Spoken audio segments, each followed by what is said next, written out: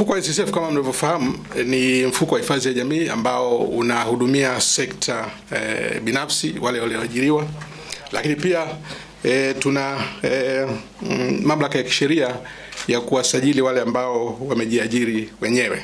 Wakati Mheshimiwa Daktari Samia Suluhu Hassan alipoingia madarakani, thamani ya mfuko ilikuwa trilioni 4.8 ile Machi 2021, lakini mpaka kufikia Februari 28 mwaka huu 25 thamani ya mfuko imekuwa zaidi ya trilioni 9.2. Sasa hilo ni ongezeko la zaidi ya 92%.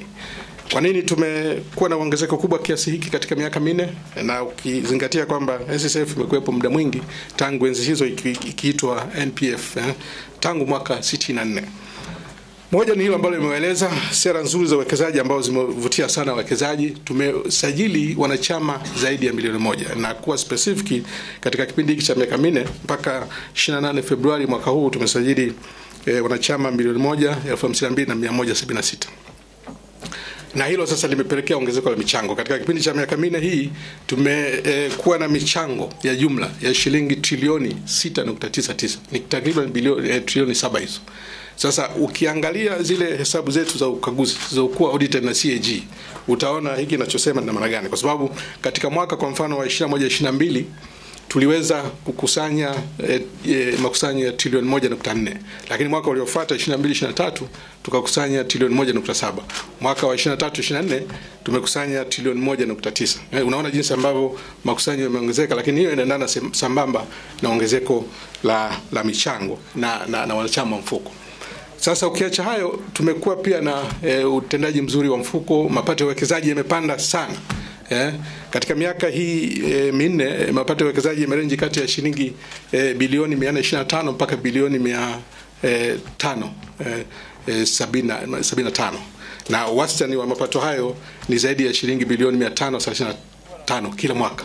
Sasa ni makubwa, na hasa ukizingatia kwamba huko nyuma bado mapato ya uwekezaji yalikuwa ni kidogo sana, yalikuwa kidogo ukilinganisha na haya sasa hivi, lakini si sana.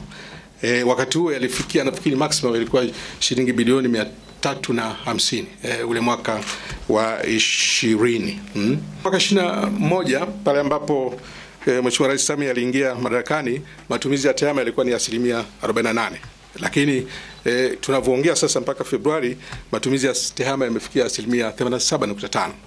Na tunataka mwishoni mwa mwaka huu tuwe tumefikia 100%. Zile huduma zote ambazo tumeziamaki ziwe automated, tutumie tehama, basi tutatumia tehama.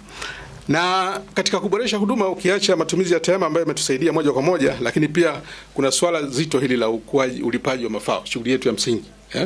Kama unavyofahamu NSSF na mifuko ya pensheni, jumla la msingi kwa ukiacha mengine haya ambayo tunazungumzia, mwisho wa siku ni kulipa haya mafao.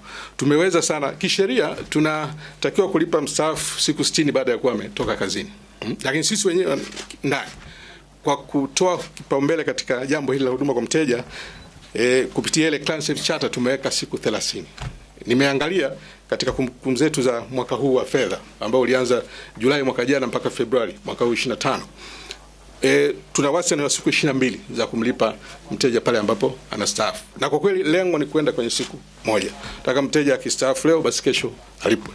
Kwa hiyo pamoja na sheria kutaka tulipe ndani ya siku 60, lakini tumepunguza mpaka kufikia siku 22, na mwelekeo sasa ni kupunguza mpaka kufikia siku moja. Hayo tutafanya kwa sababu ni moja malengo yetu, na tunaweka mikakati ya kuhakikisha kwamba yote hayo yanatekelezeka.